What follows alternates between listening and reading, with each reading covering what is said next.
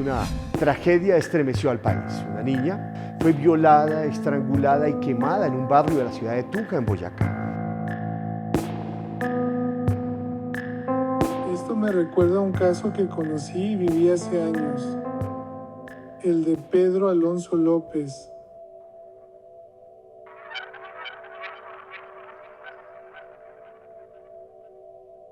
Este es el caso de Lorena Rodríguez, una niña de tan solo 12 años que fue brutalmente asesinada en Tunja en el año 2012. Únicamente sabemos que murió por estrangulamiento, que fue lo que nos dijeron. El resto no sabemos más. El 1 de octubre del 2012, Lorena salió a las 7:30 de la mañana a hacer una llamada al jefe de su mamá porque estaba enferma. Pero lastimosamente jamás regresó a casa ni llegó al colegio. Pasados los días, varias personas de la familia, junto con la policía, la buscaban de día y de noche. Pero fue encontrada el sábado 6 de octubre del 2012 en un precipicio, con señales de violación, estrangulamiento y quemaduras. A pesar de la búsqueda, hasta el día de hoy no se ha dado con el paradero del asesino. La fiscalía, después de años de supuestas investigaciones, solo logró perfilar a 2 posibles sospechosos. El primero, un hombre entre 20 y 25 años, tez blanca y con textura delgada. Y el segundo, un hombre entre 28 y 35 años de tez blanca y con textura normal, identificado como La Sombra.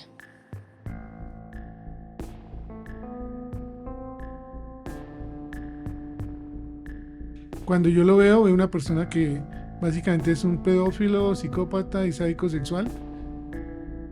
Doña Don sí que tiene antecedentes, pero no encajan del todo en este caso, ¿no? Sus incidentes anteriores fueron con chicos, no con niñas. Su patrón es impulsivo, caótico, oportunista. Nada que ver con alguien que selecciona víctimas específicas y organiza la escena. Y el otro, identificado como La Sombra, un hombre solitario y que no da confianza, pero su historial está marcado por brotes de paranoia y aislamiento, no por agresiones a tal escala como en este caso. Este crimen no es producto del pánico ni de un brote, es metódico. Además, ninguno de los 2 sospechosos tiene antecedentes en pueblos. Sus incidentes registrados ocurrieron en ciudades grandes. Este caso exige a alguien que conozca el ritmo rural, que se mueva sin llamar la atención, y ellos no encajan en ese terreno. Pero López sí. López vivió escondiéndose entre pueblos, entre veredas, entre niñas que nadie buscaba. Él entiende este tipo de paisaje mejor que cualquiera. El monstruo de los Andes, así lo llamó el diario El País, España, en 1984. Esto pese a la cantidad y crueldad de los crímenes y porque atacaba niñas en varios países de la cordillera andina, como Colombia, Ecuador y Perú. Por allá en los años, no recuerdo bien, pero tal vez 96, 97, trabajaba como perito psiquiatra forense en el Instituto Nacional de Medicina Legal y Ciencias Forenses aquí en Bogotá, y tuve oportunidad de entrevistarlo en 2 ocasiones con una diferencia de más o menos un año. La primera vez que lo entrevisté, yo hice mi dictamen y el concepto fue que él debía continuar intramuros, o sea que no, todavía no estaba recuperado como para salir a vivir en comunidad.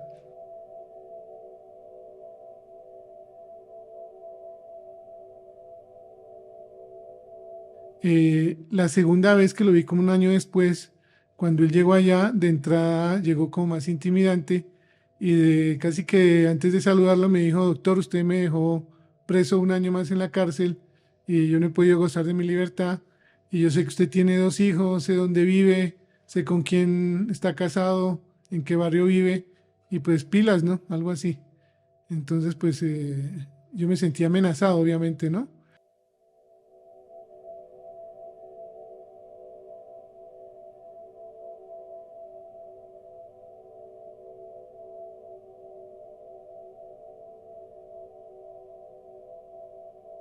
Cometido el hecho, ¿cómo enterraban a los cuerpos? Eso quedaba sin ejecutado. ¿Cómo es eso? Así como cuando se muere un semimoviente animal, ¿no? ¿Le echaban paja? Eso, lo hacía a la intemperie más.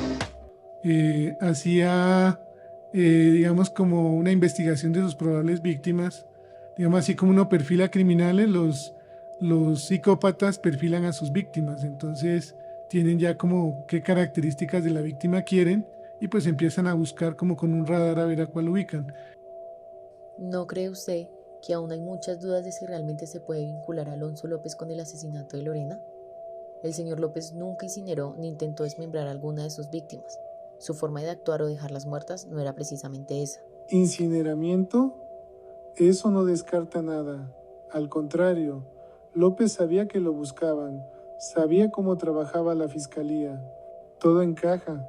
Es obvio que después de tantos años perfeccionó la forma de borrar sus rastros. Esto es él intentando cubrirse.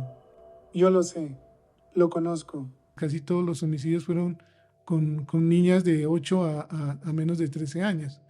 Entonces, él lo que buscaba era ese tipo de víctimas y lo que refería era que le gustaban niñas que eran blanquitas, que fueran con una cara como angelical, como muy inocente, e inclusive decía que le gustaban más las niñas colombianas, que eran más bonitas que las ecuatorianas y las peruanas porque eran como más de ascendencia indígena.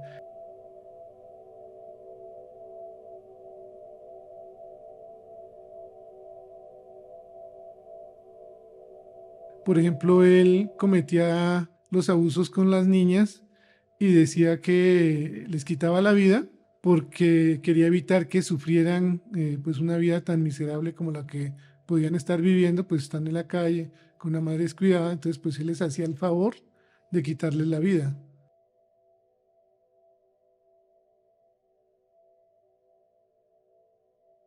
Han pasado ya 13 años desde que fue hallada sin vida Lorena Rodríguez. No hubo presión mediática ni recursos como se ocurrió en otros casos de altos funcionarios o de personas conocidas o adineradas, como el caso de Colmenares. Yo a veces lloro y yo no sé por qué nos hicieron esa diablura. Era mi nieta consentida. Es que eso ya, o sea, para mí yo prácticamente ya, ese temor que eso va a quedar impune porque... Porque las autoridades no lo han relacionado aún, porque no hay tanta atención mediática en este caso. ¿Acaso una niña del pueblo no es lo suficientemente importante como los demás? ¿Será que en este caso por fin encontraremos una pista de alguien que pudo haber cometido tan atroz crimen?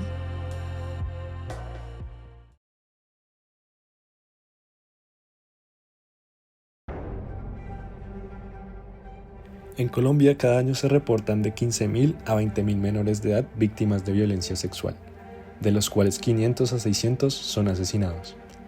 Esos son miles de agresores distintos cada año.